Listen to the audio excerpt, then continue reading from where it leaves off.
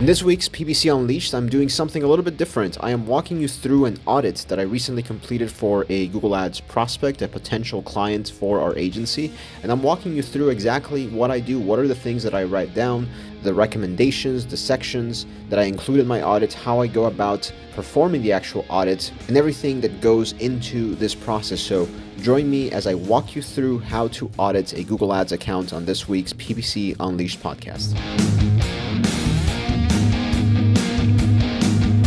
One thing that I have mentioned in the past is that I'm not a fan of using templates to do audits. I actually like to start with a blank canvas. I have two monitors.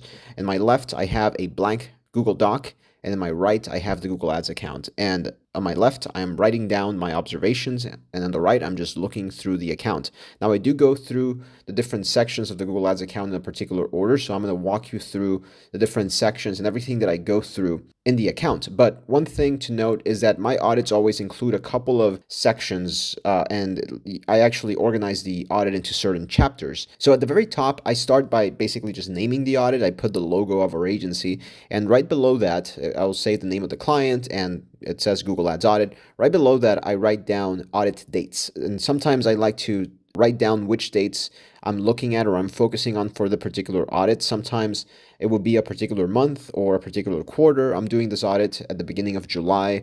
So a lot of the audit was me looking at the month of June and really Q2, April through June of 2024. So what I wrote down is the audit dates primarily focused on April 1st through June 30th, 2024, with special attention on June 2024, because for certain campaigns, I looked more closely at June 2024. And then I write down other dates used in the audit will be specified. In particular chapters of the audit, I will specify if I'm looking at a different date. So always remember to mention if you're looking at a particular date range, what is that date range you're looking at? Because when the client or the prospect is reading this audit, they might actually be opening their Google Ads account and looking at things at the same time to obviously just check that what you're saying is true. So they might, to just keep in mind, make it easy for them by including the dates that you're always looking at. I also, just for a quality of life, I also recommend, I write down in with a little asterisk, I say we recommend zooming into around 125% or more when reading this audit in order to be able to see the screenshots more easily. That's another important component. I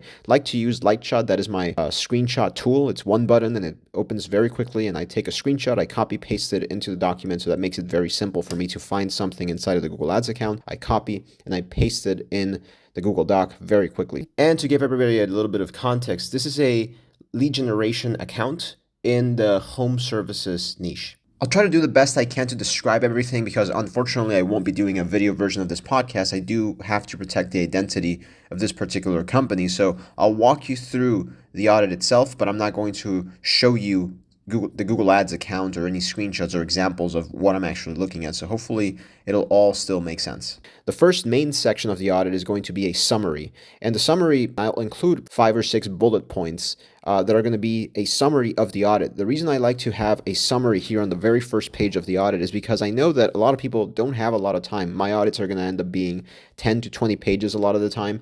I know people are busy. They don't have a ton of time.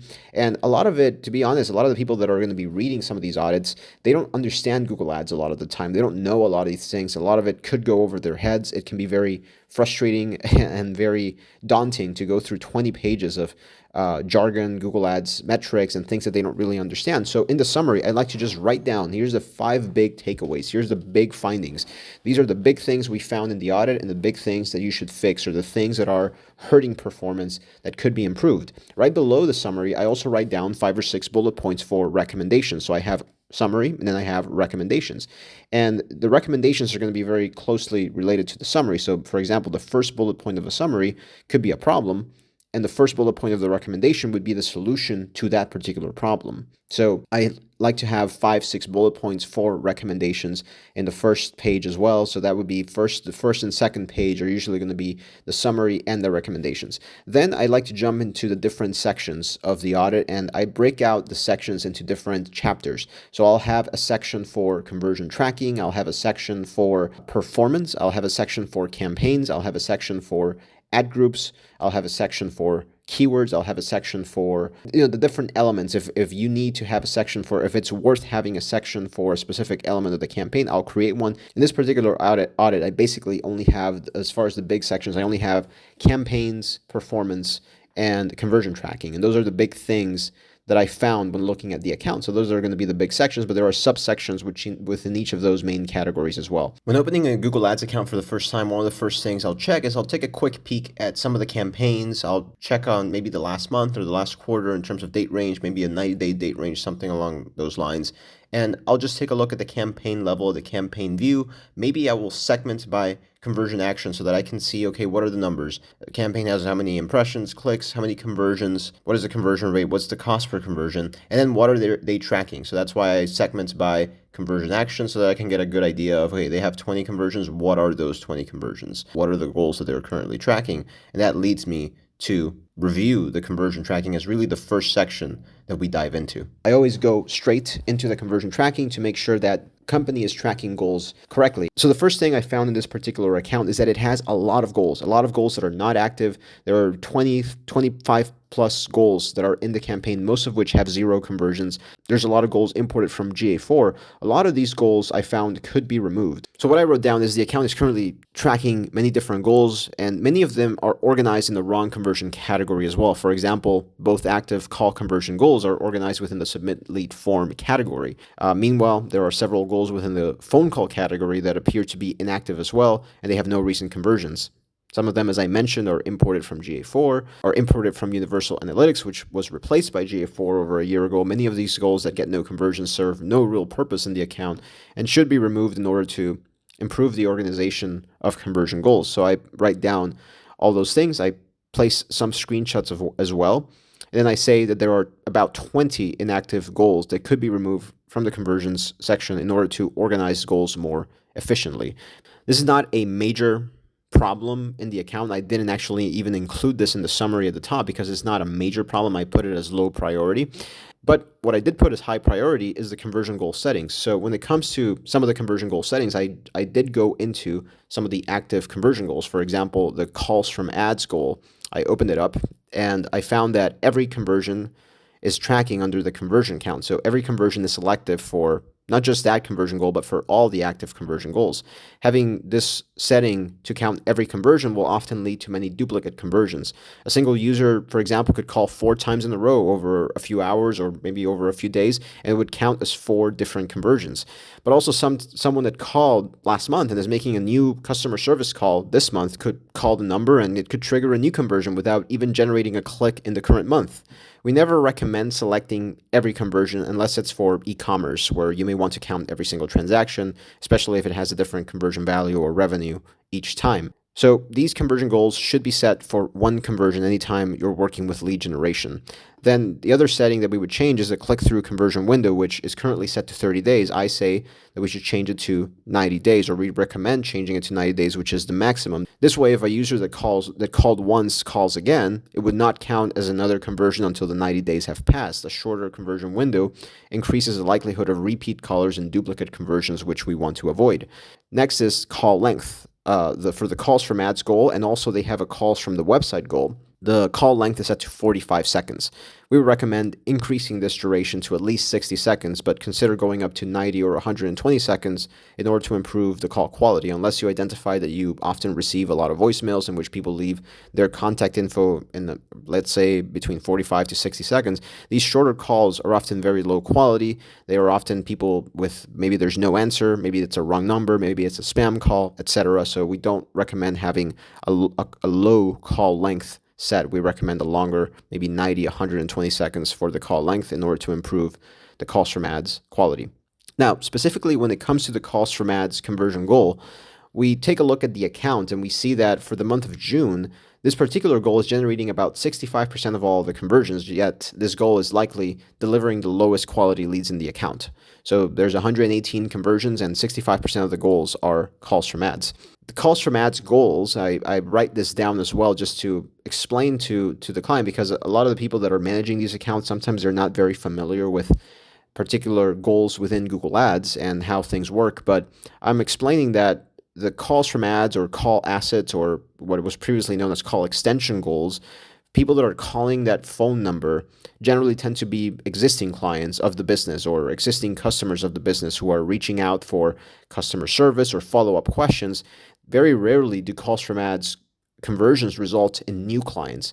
Very often they are returning clients or existing clients, and that is not helping you grow the business. Again, the problem is that 65% of the conversions right now are coming from what are probably returning clients who are probably just calling for, again, customer service or follow-up questions. So for example, a client of this particular company who recently received their service might have a follow-up question. They may be looking to contact the business. However, they realize they don't have the phone number for the business, so they open Google and they type the name of the business to find the phone number. Then a branded ad shows up as the first thing they see, and they call the business through that number, and that triggers a conversion. That is not a valuable lead. That's not a valuable conversion. That's just somebody who was trying to contact the business who was already an existing client, and it's counting as a conversion. It's inflating the total number of conversions in the account. As mentioned previously, the conversion count is set for every conversion, and this means that many of these conversions could be duplicates as well, as the same person could call multiple times in a row, and it would count as a conversion every single time. These calls are made from call assets, call extensions, meaning the person called the business without ever visiting the website. They called from the Google search results page. This can also result in many people calling the wrong number because they failed to read the ad. This is something we see all the time, is people fail to read the ad, and Google, we'll get into this in later stages of the audit, but Google will often place your ad for competitor searches. So somebody's typing in the competitor term, a competitor business name, and they might be existing clients of that business. They type in their business name, but your ad shows up. They don't read the ad. They just call the number they see. It's the first thing they see. They call. And they realize, oh, I called the wrong number. Sorry about that. And they hang up, and that counts as a conversion. Why? Because you set your call length to only 45 seconds. Now, if you were to increase your call length, you're not going to be counting a lot of those calls from ads conversions and wrong numbers as conversions. So that way you improve your lead quality. I go over the calls from the website goal. Now, this goal is configured the same way the calls from ads goal is configured, so we would recommend making the same changes when it comes to every conversion, the call length, etc.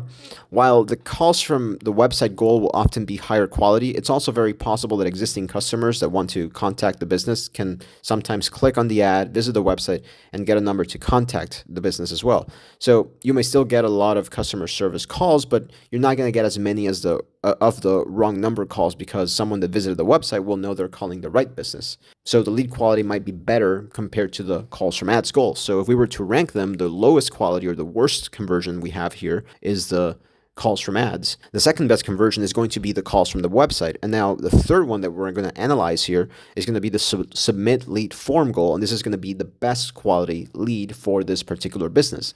The form submission goal will often be much higher quality than the phone call goals, because leads don't often go through the trouble of entering all their information unless they are interested in the service. So they will often have the best closing rates as well. The one exception would be with spam bots or click farms that can sometimes submit false information. So if you have a business that's dealing with a lot of that, there are other ways to solve that issue. But from the access that I was given, I can't really tell if there's a lot of spam or not. But if that is a problem, it's something that can be addressed through different conversations with this potential client. When it comes to the form submission goal, we also recommend switching the conversion count to just one. It was also set to every. We recommend switching it to just one, as we have also seen instances where people mistakenly submit a form twice, and we generally don't want duplicate conversions or duplicate forms being counted as conversions, as this messes up the data in the account, and it does not allow us to make proper optimizations. While forms generate the highest quality leads, in the month of June, the goal for submit lead forms only generated 21% of the goals of the conversions in the account. So the lowest quality lead, which is calls from ad, generated more than 65% of the conversions last month, and the best quality leads were only 21% of the conversions. Now you may think, yeah, that actually makes sense because the form submissions are a more difficult conversion. We feel that, yeah, sure, it makes sense, but the breakdown could be a lot better. We shouldn't have to be optimizing or paying so much for the calls from ads goals, and you're going to get a better idea about this later in the audit. There's another active form submission goal in the account called Get a Quote Form Submission, which is imported from Google Analytics 4, and it was recently changed from a secondary goal to a primary goal, but has not generated conversions since the switch was made. So we do see that there are two different form goals. We did see that the website in particular had two different forms a shorter form that is found in some of the landing pages, and a longer form that is specifically on the get a quote page. So it is possible that if we have two different goals in the account, that these are for those two different goals. That being said, if both forms lead to the same thank you page, and there's a possibility that these goals are counting the same thing, and we're basically double counting, which would be a problem as they're going to be inflating the real number of conversions. So I went to my campaign view, I segmented by the conversion actions, and I went to the month of June. I adjusted my view to daily, and I looked at the graph every single day. I switched the metrics to be all conversions. So that way you get this graph that allows you to see which conversions you got on which particular day. And I analyzed that graph on a day-to-day basis. And I noticed that on the days that the main form submission goal was firing, the second form submission goal was firing as well on the exact same dates.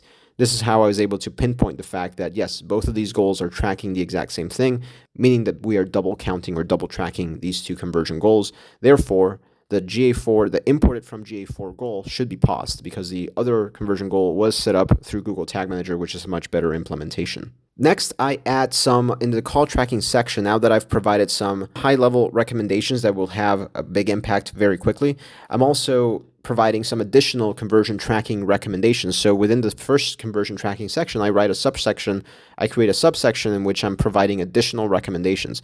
So within that, I write down call tracking, and I say, while calls from the website is a current active goal that is being tracked, the default Google Ads number swapping is currently implemented, but from what we can tell, there doesn't appear to be any call recording through a third-party provider in place.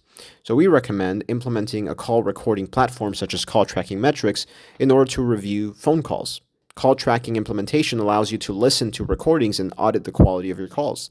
This gives you some of the following benefits. It allows you to identify which campaigns and keywords generated which specific calls. This gives you insight into how to optimize your account in order to improve the quality of the calls and leads. You can separate your calls from a single phone call from the website goal into new callers and repeat callers. This allows you to optimize the performance towards new callers, for example. You can also listen to and rate your customer service. So you can learn how your staff answers calls, addresses client concerns, and this allows you to provide them with coaching opportunities, and you can improve your closing rates or your sales.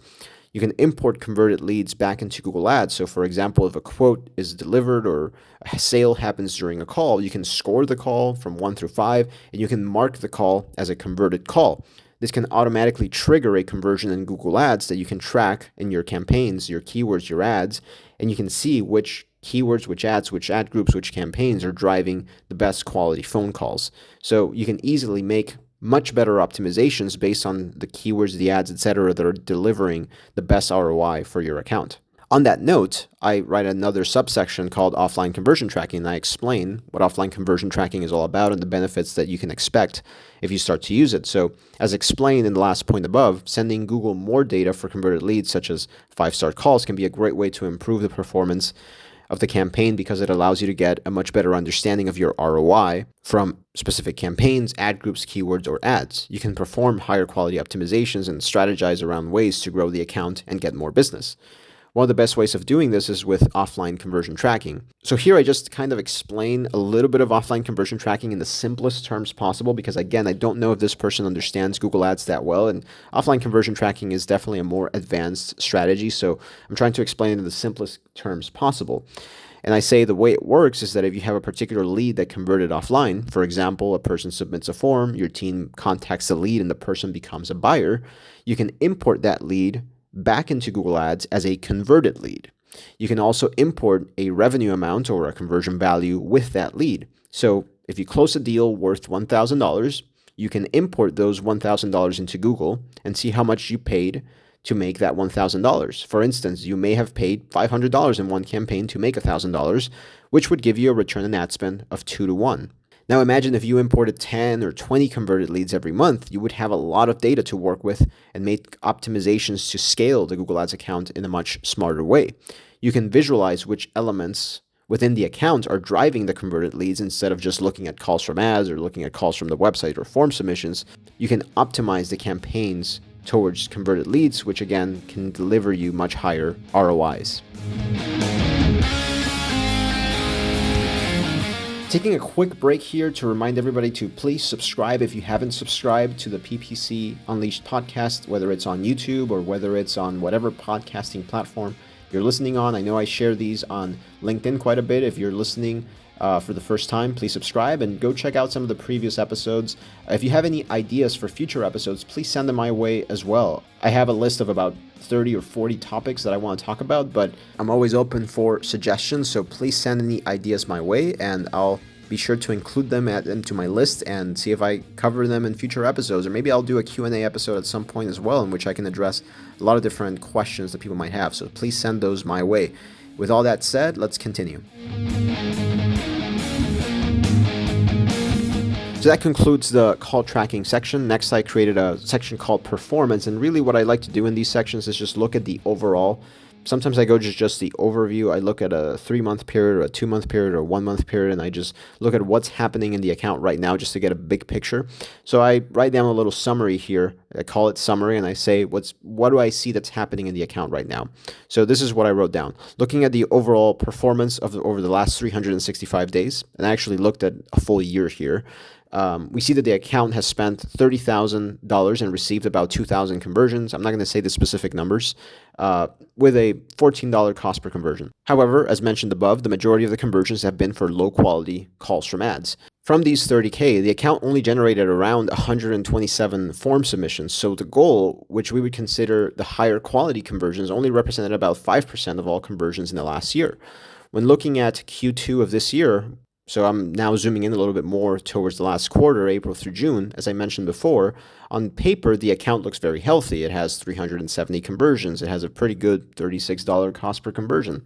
However, when looking a bit more closely, only 62 of those conversions, or 17% of all leads, were the higher quality form submissions. 61 conversions, or 16% of all leads, were calls from the website, which are also low to medium quality, while the rest, 67%, were the lowest quality calls from ads.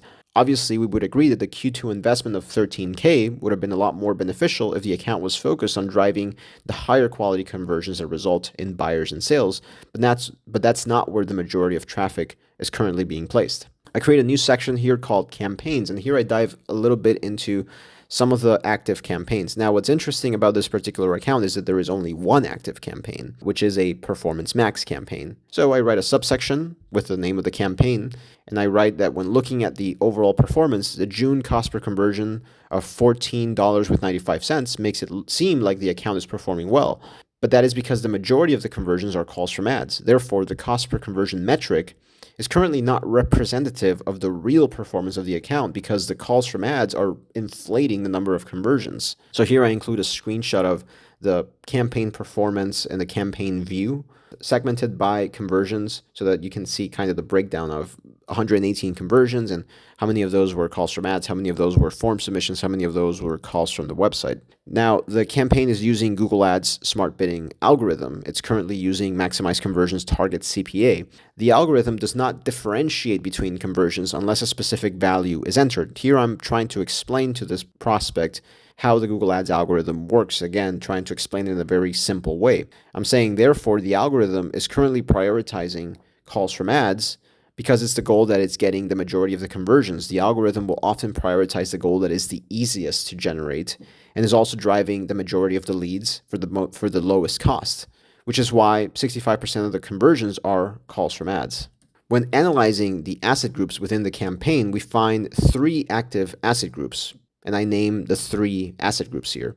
Each asset group uses search themes and audience signals focused on a particular service. So I name the names of the services in which in theory should help the campaign get conversions from users that are making those types of searches on Google. We can see last month that asset group 1 had 64 conversions, asset group 2 had 38 conversions, and asset group 3 had 16 conversions. While it may look like the majority of the conversions are for the service that is listed here on asset group 1, the reality is that the types of leads generated by Performance Max campaigns have little to do with what is offered on each asset group or which search themes or signals are entered. Performance Max campaigns are completely automated, and Google's algorithm will often go in a completely different direction in search of quote-unquote easy conversions, parentheses here, calls from ads. It does not care what the search terms are or the search themes are that you entered or the search signals that you entered. It's just trying to get conversions that are meeting the current goal of the algorithm, the current target CPA, which is around $15, and the current CPA that is delivering is about $14. In other words, with Performance Max, the assets that you enter, such as the images, the videos, the search themes, the audience signals, they make little difference. The campaign acts kind of like a giant DSA campaign that is targeting all pages on the website, and the name of the business here is the easiest traffic that it can obtain. So let's get into the traffic. And here I created another subsection in which I go through some of the insights of the Performance Max campaign, and specifically the search terms. And I write that while the campaign includes non-brand in its title, that's kind of ironic that the PMax campaign here has non-brand in its title. That reality is that the campaign is currently generating a lot of branded traffic. Here's a search term breakdown for the month of June when we had 118 conversions. And in the screenshot, we can see that 95 of the conversions are coming from branded traffic. That means that 80% of the conversions from June on the PMax campaign were for branded traffic. Note that there is also a conversion for a competitor. There are likely more competitor terms, but Performance Max often hides some of the search term results, so it's worth keeping that in mind. As determined in the previous section, the calls from ads and the calls from the website goals represented 66% and 15% of the conversions respectively, so combined, those two goals represented 81% of the conversions in June's. This aligns almost perfectly with the results of the search terms, in which we see that 80% of the search terms are branded traffic. This leads us to conclude that all of the current calls from ads and calls from the website conversions are likely low-quality calls from existing customers who are just trying to contact the business. A very important phrase that I actually bolded here in order to highlight the importance of that. I also bolded a little bit of the next couple of sentences, in which I say that you can see that 238 of the 717 clicks that the campaign generated last month were also for branded traffic. And this allows us to conclude that 33% of the cost, or around $582, were spent on branded traffic the previous month. So I say that this is traffic that could have found and contacted the business through an organic link or a Google business profile link, but instead, at least a third of the Google Ads budget is being spent on traffic that is not generating any kind of return on investment. If we subtract the $582 that was spent on branded traffic in June, we're left with $1,181 that was spent on non-branded traffic and likely resulted in the higher quality conversions in the account, the 25 lead form submissions that I mentioned before. This gives us a much more realistic cost per conversion of about $47 for the non-branded traffic if we only counted the non-branded traffic and the lead form submissions. Therefore, the overall strategy to improve performance in the account should be to shift traffic from branded to more non-branded with a bigger focus on form submissions. This could be achieved through some of the following strategies. There was a previously paused search campaign that could be re-enabled. However, you must ensure to add the brand as a negative keyword and additional negative keywords to improve the quality of the search terms. And I'll go into that search campaign in a little bit. Number 2, we can add a brand exclusion to the Performance Max campaign to ensure that we block the branded term from our traffic. This can be found within the campaign settings. Number 3, consider removing the calls from ads goal from the Performance Max campaign so that the algorithm gets trained on driving form submissions as opposed to driving calls from ads. Otherwise, what may end up happening is that the Performance Max campaign will try to get more calls from ads, which are the easiest conversions to get, but will do so by trying to get competitor clicks instead, which will result in people just calling the wrong business. I created another section here for a search campaign because in the month of May, April through May, they did have a search campaign that was paused at the very end of May and was no longer active in June. It was replaced by this Performance Max campaign, which actually started to run sometime in April as well. I believe the campaign was probably paused because the Performance Max campaign on paper looked better. It was getting a better cost per conversion, but the reality is that the search campaign still has a higher potential to drive more qualified traffic. So in this section, I say that in order to get a better understanding of performance, we also reviewed the previously paused search campaign called, and I named the campaign. Looking over the month of May, in the last month that it was active, we found some issues with the structure of the campaign. I took a screenshot here and I placed the ad group view of the campaign so that we can see 3 ad groups that were active in the month of May, one of which generated 32 conversions and it says non-branded. The other ad group says branded and it generated 26 conversions. And a third ad group is also non-branded and it generated 4 conversions. So first of all, there is a branded and a non-branded ad group in the same campaign. I bolded this section and I say we always recommend separate campaigns for branded and non-branded traffic so that you get a better control over how much spend goes towards each of these set of keywords. Otherwise, the Google Ads algorithm will be in control over how much budget to spend each day on your traffic.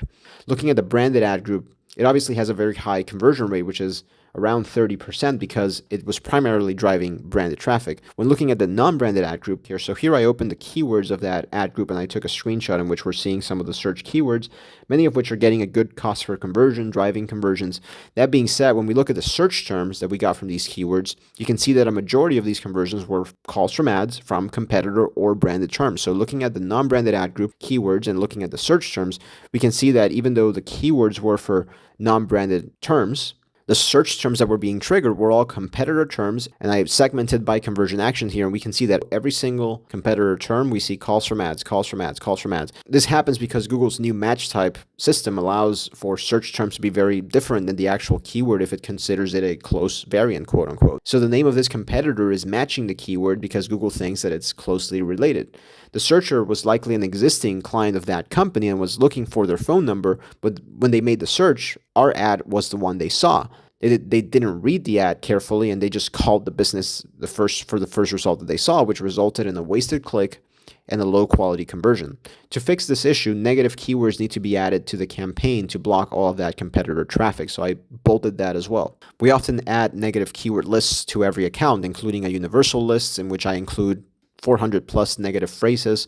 I always like to add a list of competitors, which we collect through extensive competitor research to block all that competitor traffic before starting any campaign.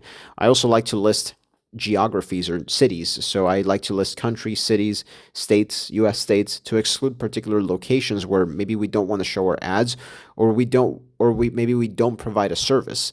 And I also add another list of just other search terms that might be irrelevant, whether it's industry specific terms that might not be in my original universal negative keyword list, or just a search term list that I'm updating regularly through optimizations in which I just check my search terms and I add irrelevant phrases that I'm finding to that list continuously as part of frequent optimizations. If this doesn't solve the problem, we would also suggest using more exact match keywords instead of phrase match. This would also improve the relevance of traffic, which would result in higher quality leads. So overall, we believe that properly optimized search campaigns still deliver higher quality leads and better results than Performance Max. However, PMax can still work well as an expansion strategy as long as the previously mentioned restrictions such as brand and goal exclusions are implemented. So here in the last section, this is the last section of the audit, and the last thing I do is I actually propose a new structure for them. And I say that in order to maximize the budget of the account and to get better results, we would recommend an account structure similar to the one that is proposed below, excluding Performance Max, as we don't recommend using it due to the lack of control of the campaign targeting and traffic. We suggest separating the campaigns into this structure in order to get a much better control over how much budget gets added to each service. If you can improve the data within the account, for example, by understanding how many qualified calls or converted leads are being generated by each campaign, as explained in the offline conversion tracking recommendations previously proposed, you can add more budget to the campaigns that are delivering the best ROI. I basically end the audit by proposing a new structure in which I list 3 search campaigns. I basically created sort of a little chart in which I had 3 search campaigns followed by ad groups and some examples of keywords that would go below each ad group. So I proposed a new branded search campaign because we may not want to completely block some of the branded traffic. There could be competitors that are using the brand from time to time. There might be specific landing pages for which we may want to drive branded traffic from time to time. I do like having a little bit of budget sometimes on branded traffic just to protect the brand a little and get some insights into what our existing customers are also interested in. So for example, I like to add audiences and observation to branded campaigns, and then we're collecting data on the people that are clicking on those branded ads. And that allows us to perhaps use those audiences in future top of funnel display or video campaigns. So branded campaigns are also great for collecting information. So I'm not against having branded traffic at all, but we don't need 65, 70% calls from ads from branded traffic because that's not adding anything to the campaign. So the new structure allows us to have much better control over how much budget goes to the low quality leads, the higher quality leads, and the medium quality leads. Next is a non-branded campaign for one of the services. I wrote down 4 or 5 ad groups right below that and examples of some of the keywords. So basically I looked at their website and I found they have 2 primary services and they have subcategories within each of those services. So each of the subcategories will be an ad group for primary service number 1. Primary service number 2 is another campaign, and they have 3 subcategories within that, and those are going to be 3 ad groups as well, with a variation, a different set of keywords for each of those. So the reason we might want to have 2 different search campaigns is because if one search campaign is delivering a better ROI, again, if we can implement offline conversion tracking, we can add more budget to the service that is delivering the better ROI on the campaigns. So that's basically how I end the audit. I finish with the proposed strategy. Now what I do to just really finish the audit is I go back to the beginning and I summarize everything and I add it into those 5 bullet points that I mentioned at the very beginning of this podcast, and I write it down into the summary. So the 5 bullet points that I wrote down are going to be: number 1, conversion goal settings are potentially resulting in duplicate conversions, such as the conversion count set to every conversion and the call length at only 45 seconds. Number 2, there are 2 active form submission goals, one of which was recently changed to primary. Having both goals enabled is going to result in double counting of form submissions. Number 3, 67% of conversions in the account are currently being generated by the lowest quality goal, calls from ads, while the highest quality goal, form submissions, represents only 17% of conversions based on Q2 data. Number 4, 80% of the conversions from the Performance Max campaign are calls from ads coming from branded traffic. The campaign's algorithm is currently optimizing towards branded traffic and calls from ads, ignoring the active asset groups, search themes, and signals. And number 5, the recently paused search campaigns was primarily driving branded traffic and calls from ads from both branded and non-branded keywords due to a lack of negative keywords. Those are the 5 biggest findings, I would say, or the biggest takeaways. So I include some stats, some data in which I'm basically summarizing the big issues. There are other recommendations and other findings throughout the audit, but those are lower priority. Here I'm just writing down what I think are going to be the 5 biggest takeaways. And now for the recommendations, I also have 5 bullet points here, some of which are similar to the bullet points that I have above, but they are, as I said, solutions to the problems above. So I write down: number 1, change the current settings to count 1 conversion instead of every and increase the duration of the call length. Number 2, implement call recording through a third-party provider in order to analyze calls and separate goals into new and repeat callers. Implement offline conversion tracking in order to start importing converted leads into Google Ads. Number 3, switch the get a quote form submission that was imported from GA4 to secondary conversion to prevent double counting of leads. Number 4, consider pausing the Performance Max campaign due to a lack of quality traffic and create a new set of search campaigns with a structure that will drive more quality leads. See the proposed structure at the end of the audit. Number 5, use more exact match keywords and implement negative keywords in order to improve the relevance of traffic. And that's basically it. Believe it or not, this was 17 pages that I just went through and I just shared with you. So that is a very comprehensive audit. It analyzes the entirety of the account and what are the big problems of the account. There's obviously a lot of other things that I could have gone into. I could have gone into their locations and devices and nitpick a lot of different elements of the campaign. I saw that their brand logo was actually disapproved. So there's a few other little things that I could have pointed out, but I'm not even going to bother with that because those are really things that I don't really believe would make a big difference. I'm focusing on just the big things, the big takeaways that would have a big impact if we were to change. If we were to restructure an account this way, here's what we would do if we were to take over the account. That's the biggest thing that I want to convey. And hopefully the person that reads this audit will appreciate the effort that was put into it, because again, 17 pages is not nothing. It's several hours of work, because they might think, if this person is putting this much effort into doing an audit proactively for us and giving us all these things for free, all these recommendations in which they're basically giving us the cheat sheet or the strategy, the structure for how to turn this account around, what would they do if we actually gave them the account? If we can put that thought into their heads, that gives us a good possibility of winning the account, and that is my goal with every Google Ads audit. So with that, we reached the end of the podcast. Thank you so much for hanging through all the way. This is probably the longest episode so far, but hopefully you found it interesting, and hopefully you can take away a few things and you can add them to your own process when you're doing your own Google Ads audit. So thank you again for joining us. Happy 4th of July to everybody in the US, and hope you had a great 4th of July weekend. See you all next week in another episode of the PPC Unleashed podcast. Thank you again for joining me.